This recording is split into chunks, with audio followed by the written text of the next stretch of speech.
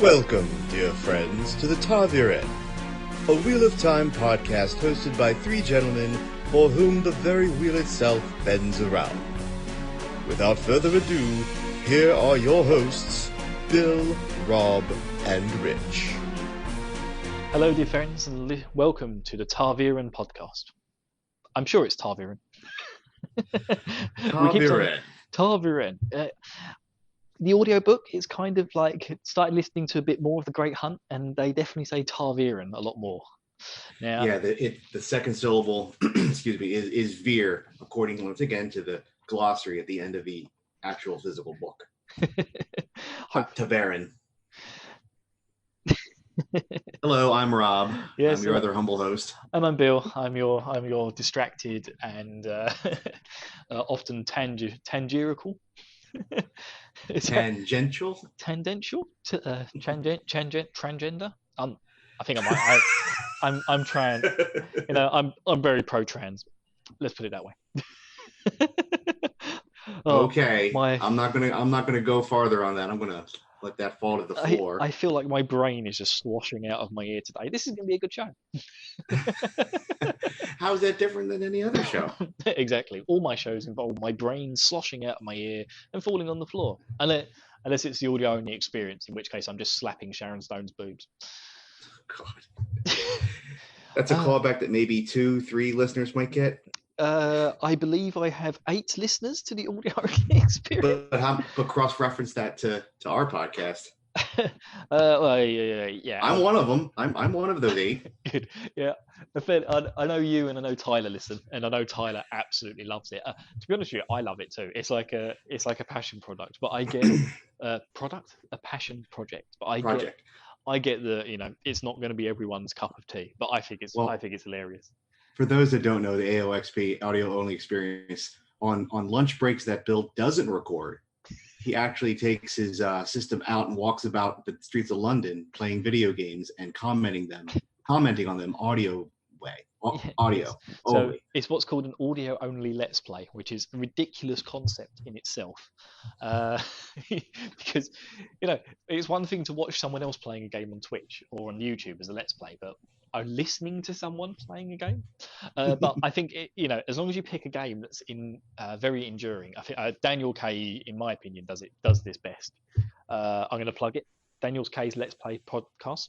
Let's Play Project is an amazing podcast. It's absolutely hilarious. If anyone here listens to No One Can Know About This, he does the weather reports in the current season.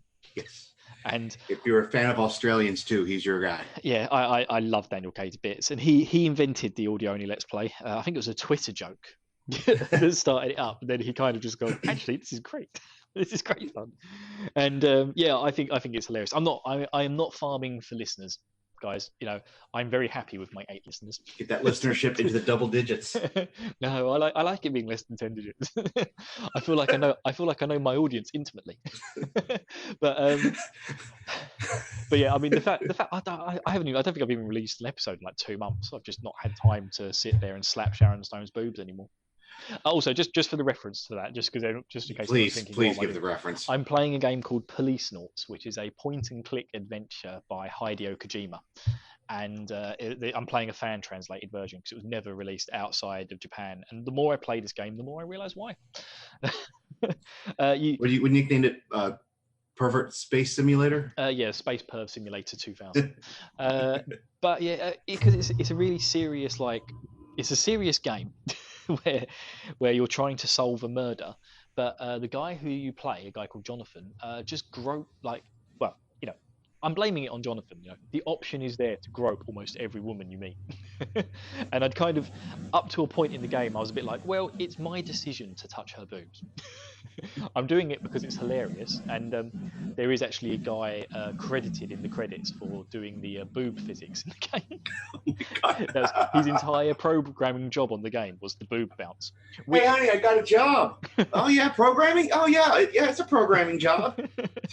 It's just like a simulator, lifestyle simulator programming job. Can I just give your boobs a slap? Yeah. Let me record this. Yeah. Now I need to do this to other women with different breast sizes, so I can get a good gauge. Anyway, Anyway, yeah, but yeah, You were saying that your brains were spilled out on the floor. Yeah, it is now. But yeah, it was just kind of like I said, I was kind of blaming it on myself up to that point. I just thought it was hilarious. And also, I'm playing the PS1 version, which Sony insisted that they dial down the boob jiggle, so it's not as bad as the Saturn version. But but yeah, up until the point where I met, there's a very she looks like Sharon Stone, and she's sitting there with her legs crossed, and occasionally she uncrosses and recrosses her legs. So it's just like, okay, I can see what scene they're recreating here. And then yeah, this mechanical mosquito gets out and just keeps like landing on one boob from the other, and it's your job to slap it until you kill it. And so at that point, so you're being a gentleman.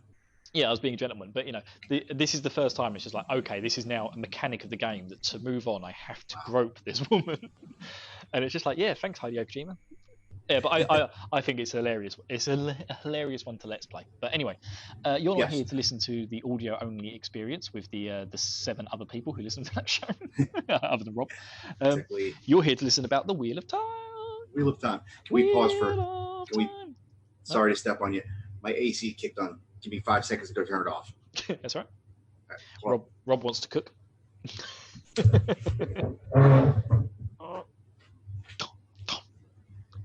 Please say he just hits it until it goes off. Whack, whack, whack. I might just leave this audio in. Yep, there we go. Sounds like he's giving it a whack. Sorry about that. That kicked on in the middle. I'm like, oh, I thought I checked that. Okay. That's right. I said some hilarious things while he was gone, so I'm just going to leave that in. Oh, boy.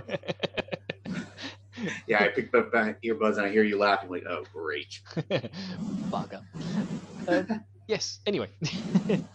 Welcome back. We were talking today. We have no new iTunes reviews. Yes. No new iTunes reviews.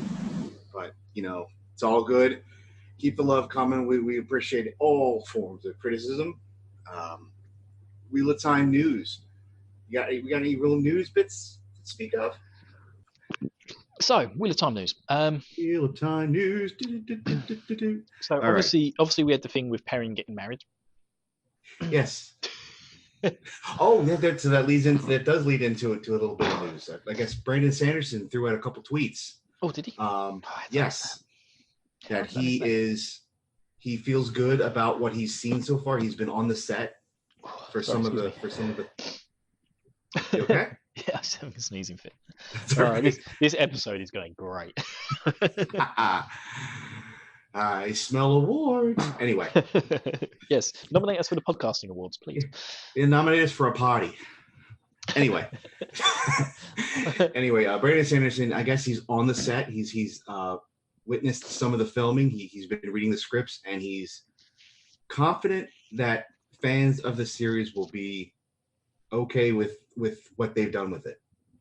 He's not directly commenting on whether or not Perrin's married, or whether or not Tom will be in or not, or who's being cast for this or that, or if Bella's a creator. But he is saying that he's happy with it, and he expects longtime fans, to also be happy with how the television show is coming around. Well, that's good news. It is good news. And next week, of course, since we release on Wednesdays, we will miss it. But next week is another big Wheel of Time Wednesday reveal. So fingers crossed we get some good stuff next week, right? Fingers crossed. Or today is what normally happens on a Wednesday. Yes. Yeah. We release our pod, then 10 minutes later, big news splash. Yes. So if you like your news a week old, come to us. Exactly. If you want to be last to know, we're your guys. Yeah. I can't bother to change the date of the podcast. No, it's fine. You're such a tight-knit schedule anyway with you and your other 27 podcasts, so it's all good. I know. 28 now. 28? Yeah, I'm trying. Oh, you lost one? I'm trying to get it so I've got one for every day of the month. This is the plan. Man. Or you just make them all into one. Just mush everything into one and just do it all. Have one big 5-hour podcast every month. No? Okay. No, yeah. Sorry, still distracted. Anyway, moving on. We are up to chapter 29 of The Eye of the World, Eyes Without Pity. And as I said, if I wasn't prepared, that would be my title for Bill, because that's how he would look at me. He'd have eyes without pity. So I look at Rich. Yeah, well, of course, it's Rich. I mean, come on. Anyway, we have another Perrin-centric chapter. It's Perrin and Egwene and Elias. They're making their way, I guess, through the plains, the rolling hills of Andor on their way to Caemlyn. I believe so. They're kind of like wandering, basically just wandering through the woods, just following aimlessly. Yes, but this time though, Elias seems to be pushing Perrin and Egwene harder than normal. You know, he keeps at a strong pace, but for some reason this pace is harder than normal, and they're not sure why. With a lot of unneeded zigs and zags, he's not going straight in a straight line. He's going all around, back, up, down, around hills, over hills. You know, he has. You know, it's starting to kind of freak them out. They're not sure why, because he's not giving them a reason. He's just pushing them hard, but pushing them all sorts of different directions.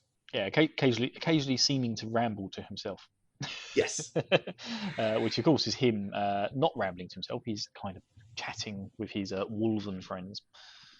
His brethren. Yeah. Yo, brother. Hey, wolf brother. Yeah, wolf brother. Oh man. So Perrin has come to depend on the wolves to help them out of danger. He's still on edge, but he knows that they're there, and he knows that they're trying to help them out. But this is a different kind of danger. I'm sorry, this danger is a different kind of danger that the wolves aren't sensing. So the wolves are kind of with Egwene and Perrin, like they don't know why Elias is why he's doing all this. We come to find out why that is, but at this moment, you know, it adds to Perrin's unease because the wolves are not sure what Elias is doing either.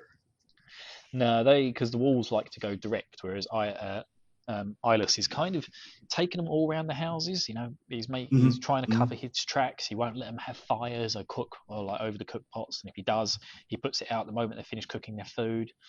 He's been a right stingy git. Yes, and the one thing that they notice, like when they come to a hill, he'll stop the party. He'll stop, you know, going in Perrin, and then he'll go on and kind of crawl up to the crest of the hill, kind of look around for a bit, then come back down. He's like, all right, we're going to go around. And, you know, he does this like 2 or 3 times. He'll finally, like, Perrin's like, you know what? Can I go scout with you too? And you know, Elijah's like, I'm glad you asked. Come on, let's go do it. So they go to one of the hills, you know, get on a belly crawl, go up to the crest of the hill.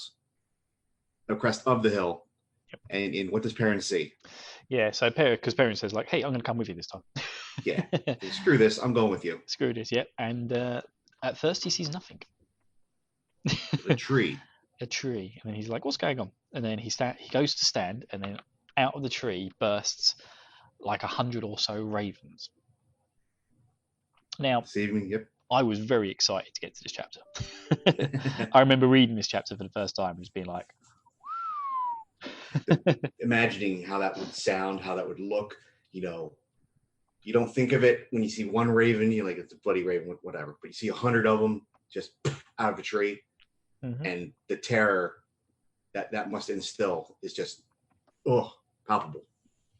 Yeah, well, one of the things that when I was younger, we don't get so much of it nowadays, unfortunately, because the population of the birds seems to have dropped. But in the UK, we get swifts, and swifts fly around in huge groups. And there are occasional times where you would get literally thousands of them, and they kind of just like swarm in the sky, and they do this like weird little dance. There's actually a special name for it, which I can't remember, but where I live in the UK, I used to see this a lot when I was younger. But you know, sadly, like I say, the populations of swifts have declined for some reason over recent years, and you don't see it so much anymore. Like, you'll be lucky if you see a couple of 100 flying around together. But yeah, you used to see it. It used to like blacken the sky with swifts running about. So when I read this and I could imagine the crows sort of coming out, or the ravens, I was a bit like, I can picture this because I've seen something similar. But you know, swifts are very nice, gentle, like delicate little birds, whereas crows are very ugly, hardened creatures. So yeah, I was kind of reading this, just like, oh my god, that would be terrifying. Yes, and then also one of the things I kind of envisioned was the sound, peaceful, calm stillness, and then boom, just the sound of 100 ravens flapping and cawing and just flying about. Just killing the silence, and that in and of itself being terrifying enough, much less, realizing that it's 100, carrion birds, and that, the destruction that they could wreak, if they came upon you. But this group of birds, I have here seemingly with like a hive mind. They circle the tree a couple times and then they just head south. That's when Perrin's like, these, dark one's own eyes. So they are out for reconnaissance for Mr. Balsamon. What else do I have here? I think he even mentions Bialsman as well, doesn't he? Yeah, I think so. Elias says that there may be more ravens behind him, and he knows of a secluded place where they can maybe be safe. So, they see that one pack, it heads south. But Elias is like, well, I think there might be another one coming up on us, from the west as they're trying to move east. And that's when we find out that the wolves keep their like the phrase, keep their noses to the ground, so they never think to look up. So I love that. Go ahead. I love that thing. Because Perrin's like, why can't the wolves why aren't the wolves seeing this? He's like, wolves don't look up. Why would they look up? And when you think of like the physiology of the wolf, it's just like, they're not like us. They don't have they can look up, and you obviously imagine a wolf howling at the moon, but it doesn't seem like a very comfortable way to look. Well, this reminds me of the scene. Do you ever watch the Avatar movie? Oh yeah, I love the Avatar. Yeah, and it reminds me of the scene where he figures, well, if I just come on the big alpha bird from above, he'll never see me coming. Why would he ever have to look up? And it's kind of the same thing. Why would a wolf ever need to look up? Because they're the alpha. Nothing's ever going to swoop down and take them, so they have no reason to look up. Yeah. Fortunately, I'm the Omega. You're always looking up. I'm always looking up. I'm always looking up, down, round, all around town. But yeah, they see lots of other birds, don't they, coming out of other thickets and copses elsewhere. And yeah, this is where they really start to run. Yes, and then out from the copse comes a lonely fox. Poor Mr. Fox.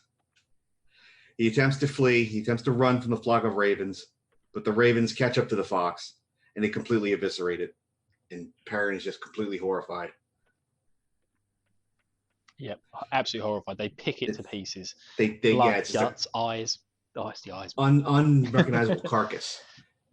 So it's one of those you know the horror, you know the fear, but then you see it actually, happen in front of you with this poor fox. And it was nothing to the ravens to just swoop down and just pick apart this thing to pieces. They could easily do that to a human. That's where he's thinking. But my thought is, I don't know if they were sent there to attack Perrin. I think mostly they're there to be like I said, Balsamon's eyes.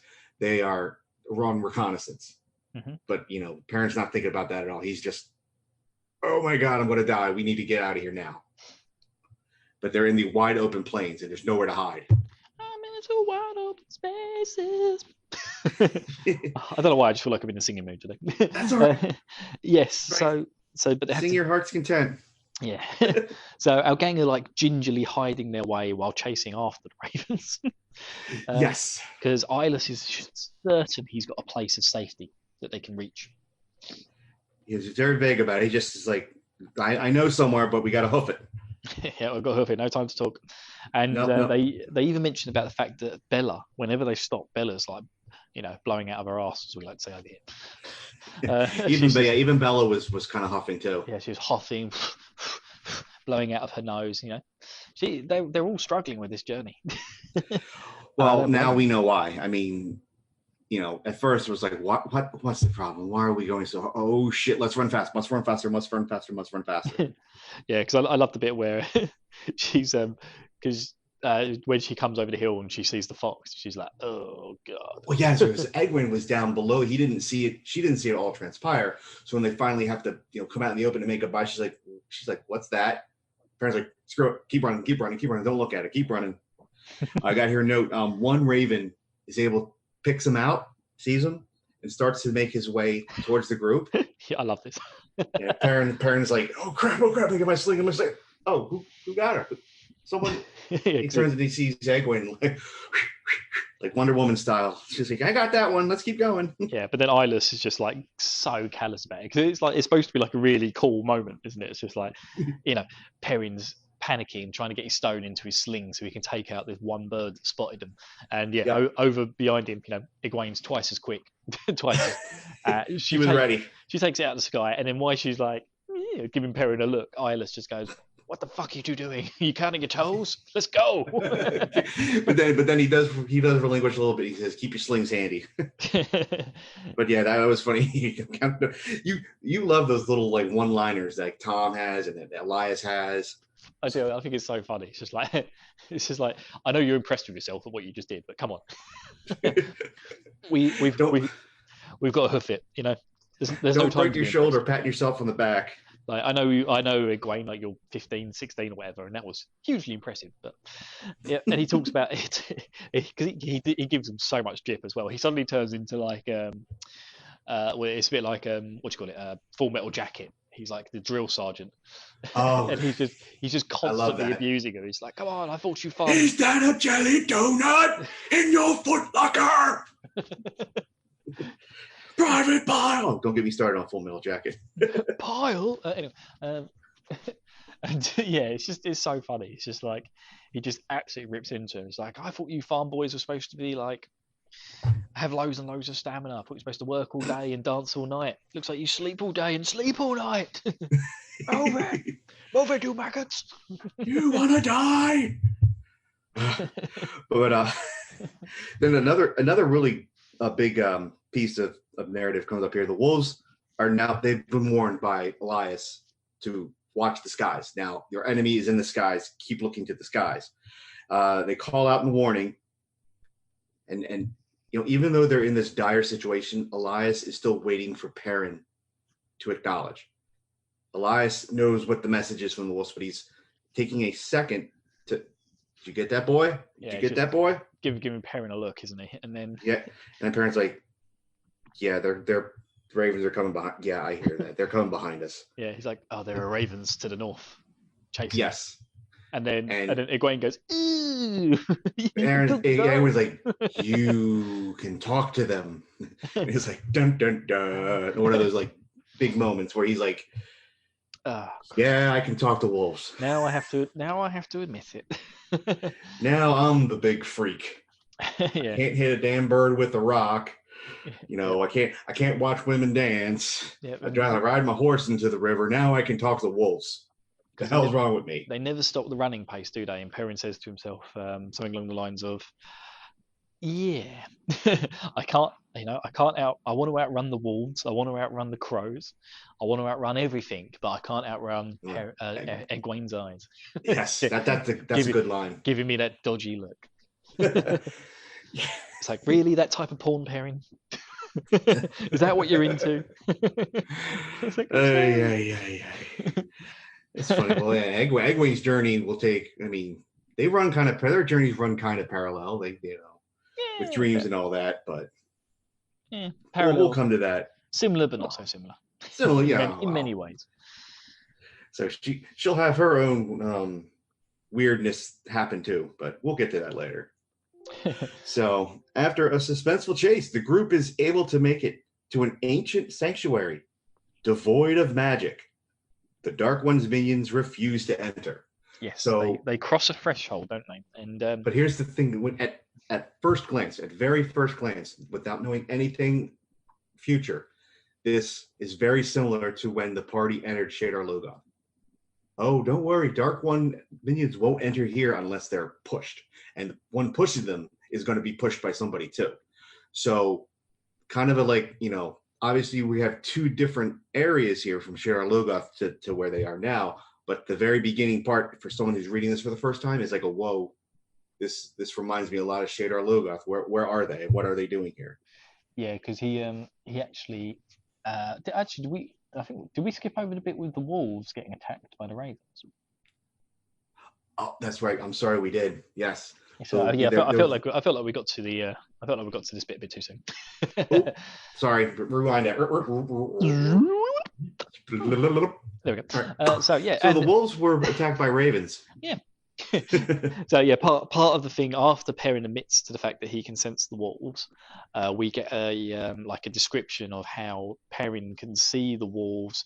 Because the wolves talk to Perrin and Eyeless via like images in their head almost, Yes. and so like the wolves are running as if they're a fire, as if there's a fire behind them, and they are looking up at the skies, and he starts talking about how he can almost sense and taste it because they get attacked by one of these thickets of crows, and Yes. he says like every now and then I could just feel the crunch of death in his He mouth. tastes the As one feathers. of them That's takes it another out. line I think he tastes the blood and feathers. But yeah, and I think this is the point as well where Hopper, because I think Hopper later on, like they talk a lot about the fact he's only got one eye or something, and this is where he takes the damage to his eye.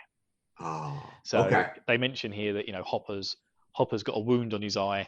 One of the other ones has got like a puncture in his paw, which he's licking. But the wolves, eventually, the wolves don't die like foxes. No, And the crows, they fight back. yeah, the crows and ravens soon realise that we're not going to take down these wolves, and they just take off south again.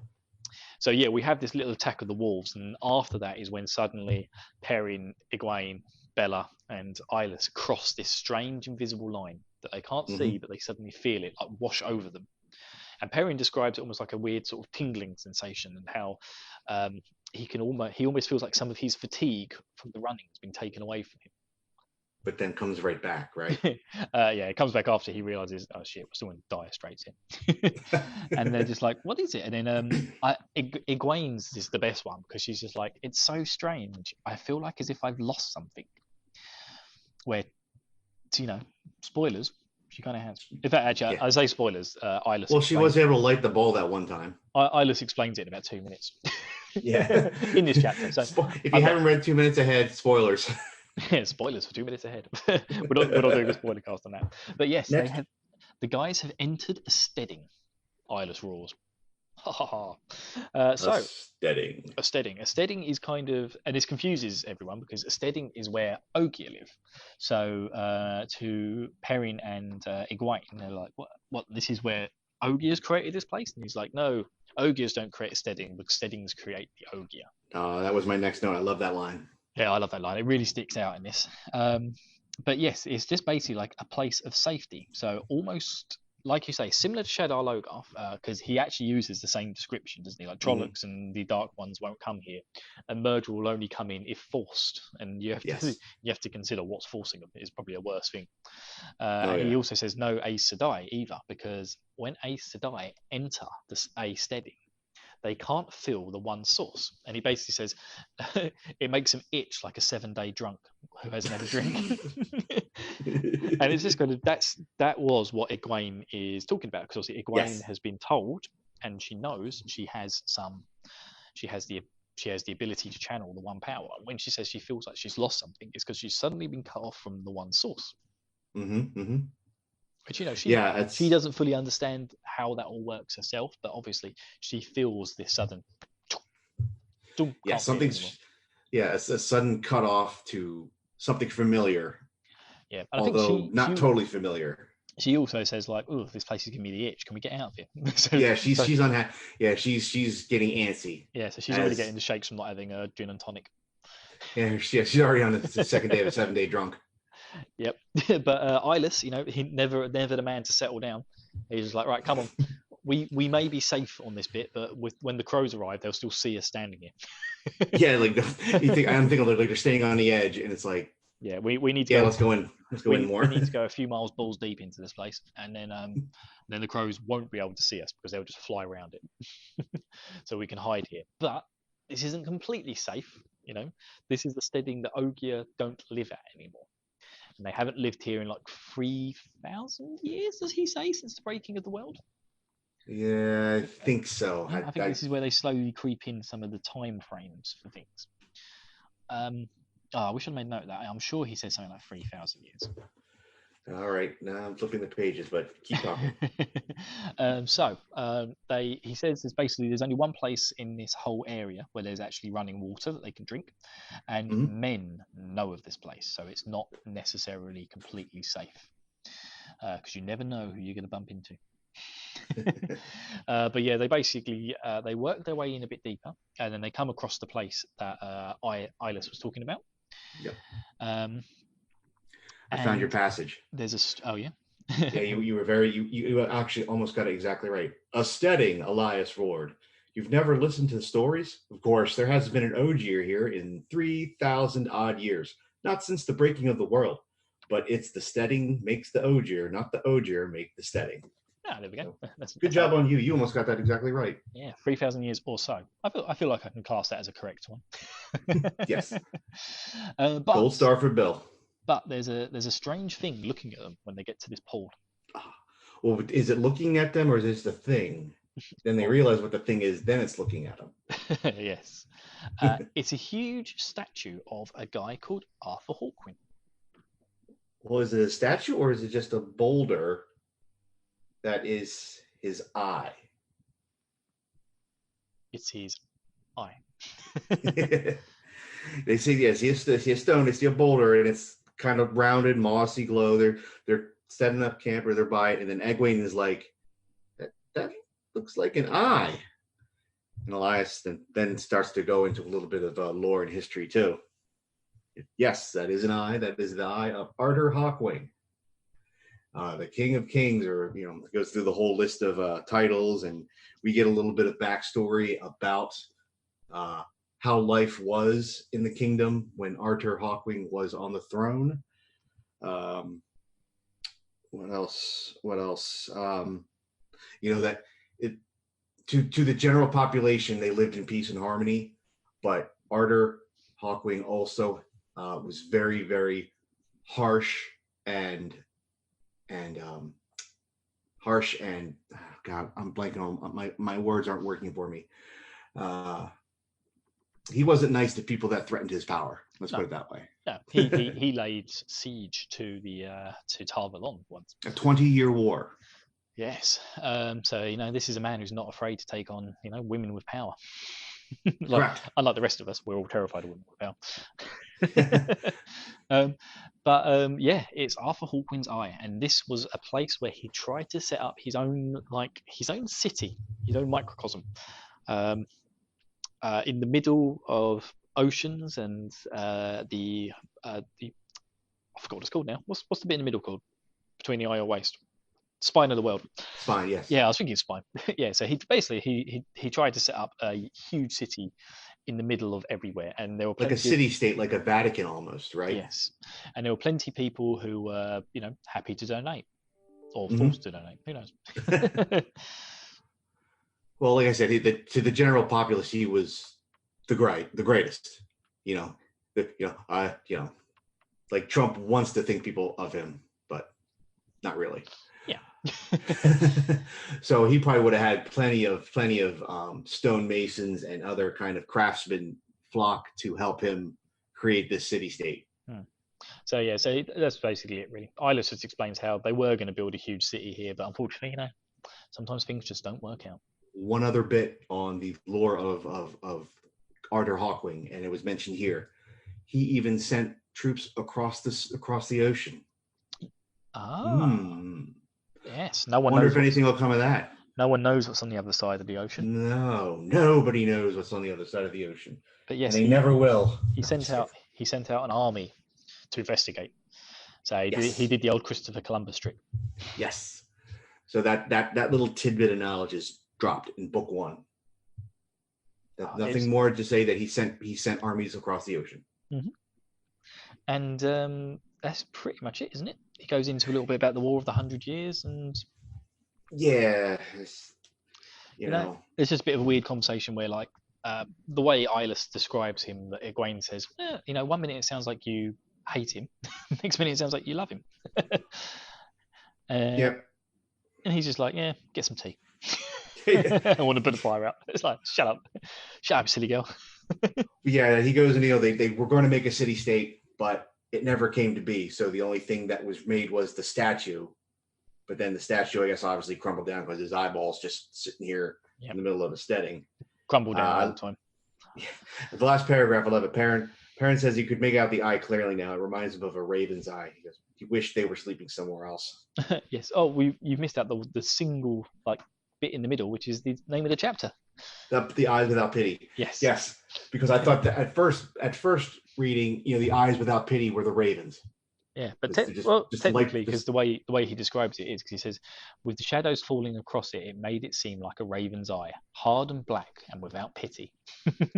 He wished they were sleeping somewhere else. Yeah. I bet you do. A nice brothel somewhere, right, Perrin?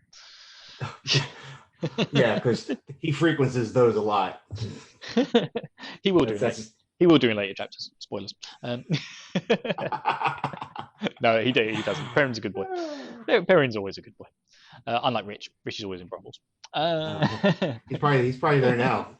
Yeah, lifting some weights. That's what you do at brothels, isn't it? Oh, hang on, I'll just Google brothel. Lots of trollops there, right? Or trollops. I thought it was a gym. Well, no wonder my wife keeps giving me those dodgy looks. He's going to go do some lifting at the local brothel, honey. Nothing wrong there, right? Hopefully. I want to go pump iron. I'm going to go pump some iron at the brothel. Really? Oh, is that what they're calling it these days? Yes, and that brings this wonderful chapter to a close. Now, this is a great chapter to read. I love the whole chase. Suspenseful the chase of the crows. There's lots of suspense in there.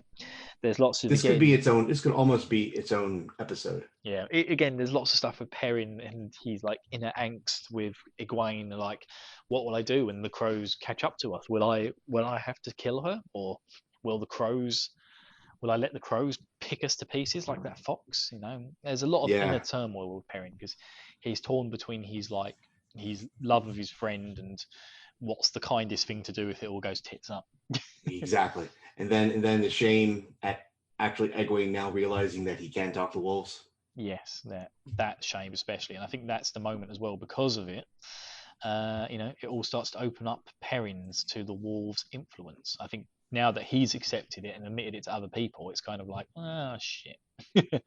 We need to keep track of when the hue of his eyes start to change. They haven't yet, right? Yes. I was wondering whether to mention it because of spoilers, but yes. Eyeless has got golden eyes, and slowly Perrin's will turn golden too. Yes. We'll keep a track. It's a mild spoiler, and it's kind of, we kind of know the path. At this point, the first-time reader will kind of know the path that Perrin is on. But yeah, that was one I wanted to notice because that specifically hasn't been mentioned yet. Yeah, and that's pretty much it for this week. A nice short one. I've got no spoiler chat for afterwards. I do have the readings with Rob. Yep, we have readings with Rob. I went ahead and did take a little bit of Elias's lore of the Hawkwing Empire. The Empire of Hawkwing. So here is this week's readings with Rob. And now, the Ta'veren present to you readings with Rob. Chapter 29. Eyes Without Pity. What showed above ground of the big rock was rounded somewhat, with a sharp break on one side where moss, old and brown, covered the ragged surface. The grooves and hollows eroded in the rounded part looked odd to Perrin, but he was too absorbed in the gloom to wonder about it. Egwene, though, studied it as she ate. "That," she said finally, "looks like an eye." Perrin blinked. It did look like an eye, under all of that soot. "It is," Elias said. He sat with his back to the fire and the rock, studying the land around them while he chewed a strip of dried meat almost as tough as leather.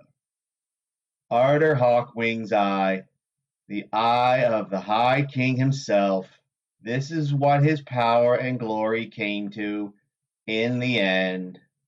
He said it absently. Even his chewing was absent-minded. His eyes and attention were on the hills. "Arthur Hawkwing!" Egwene exclaimed. "You're joking with me! It isn't an eye at all!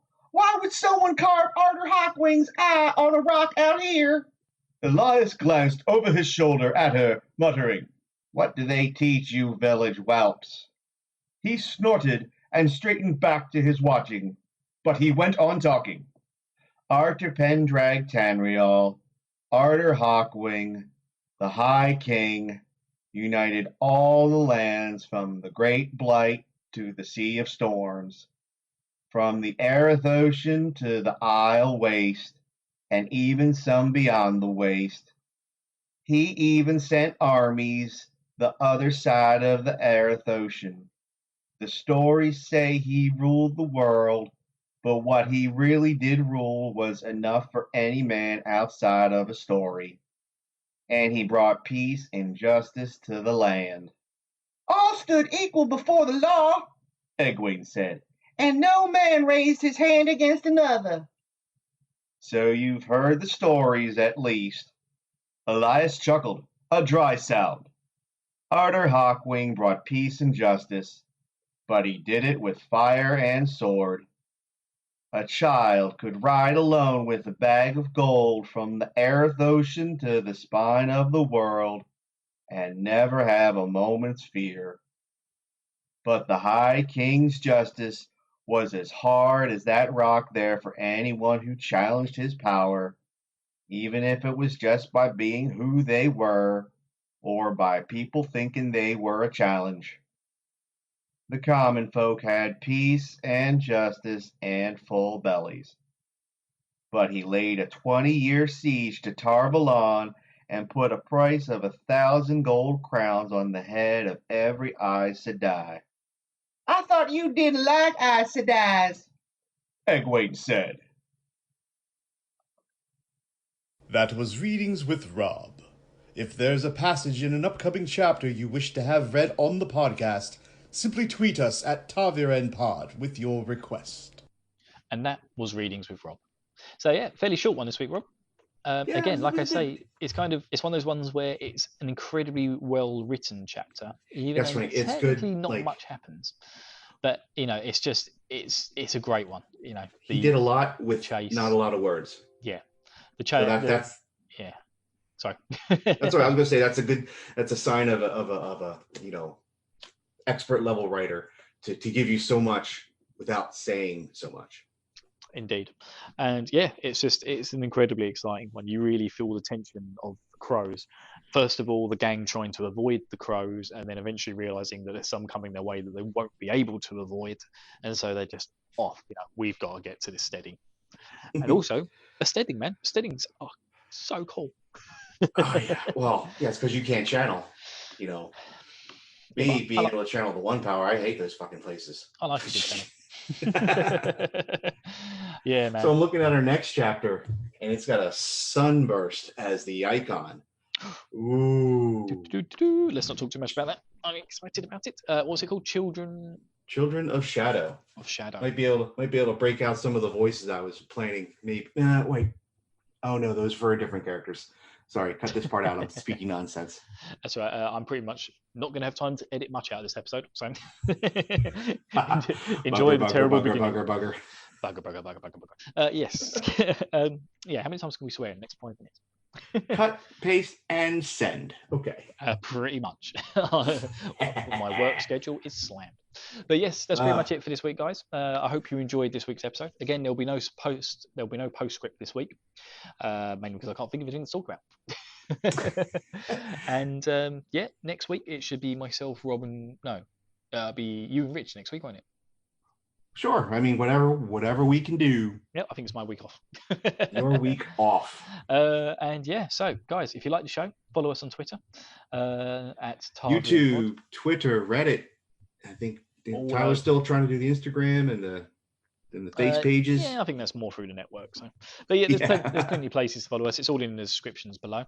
And keep listening. Got anything you want to talk to us about? Join us on the Discord as well.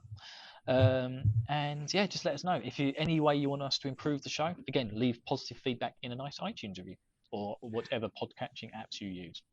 Yes. I also like to throw out, go check out our network, probablywork.com. We just added a great podcast known as RPG: The Golden Years to the network. Bill, have you heard of this podcast? Never heard of it. No. No. Probably has nothing to speak of anyway. Yeah, sounds like two douchebags trying to do something impossible.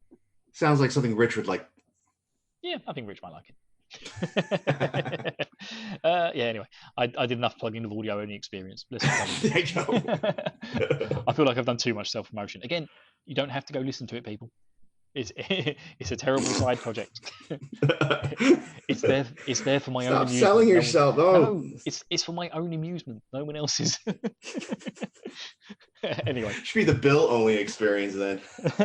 oh, that's a good idea. The BOXP. Bill All right. BOXP. I'll let Bill get back to work. Yeah, that's cracked me up. Oh, anyway, guys. All right, over and out. Take care, guys. I'm gonna go and I'm gonna go get a drink at the steady. I'm gonna go eat some crow. Yeah, I'm gonna go take a whiz on Arthur Hawkwind's eye. Latest, guys. Is that like okay? Is that like the old pisser, the Blarney Stone? Well, come on, let's face it. If you get it, you get one chance to piss on like one of the most famous men in history's eye. You're gonna take it. Well, that tells me that stories about my friends going to Ireland and the locals telling them, you got to go kiss the Blarney Stone, not knowing that to the locals it's nicknamed the pisser. Yep. Yeah, you Americans will fall for anything. Yes, if you're an American going to Ireland, don't fall for the kiss the Blarney Stone gag. Yeah. Also, if people kiss a lot of stuff, don't kiss it. It's probably got loads of germs on it. Like, come on. All right. I've been to Greek church. I know this stuff. Anyway, yeah. Anyway, like I said, I'm gonna take a piss on Arthur Hawkwind. All right. Have fun with that. Later, guys. Bye-bye. Bye. Now that our heroic trio have left the familiar confines of the Two Rivers, they find themselves being chased by all sorts of denizens of the Dark One. Our party has been scattered, and the boys separated from Mograine and Lan. Let us hope that luck, or some other force, can keep them safe. Bill? Billiam! Put that dagger down! You have no idea where in creation that's been. No, Rich. I don't have an extra cloak with me. Maybe if you didn't ride your horse straight into the Arenelle, you wouldn't have this problem, For crying out loud, Robert, I know that girl from Berlon said weird things to you, but you shouldn't let it get under your skin so much. What are you, 11? You all remind me of a younger version of myself. Why, back in Watch Hill, I...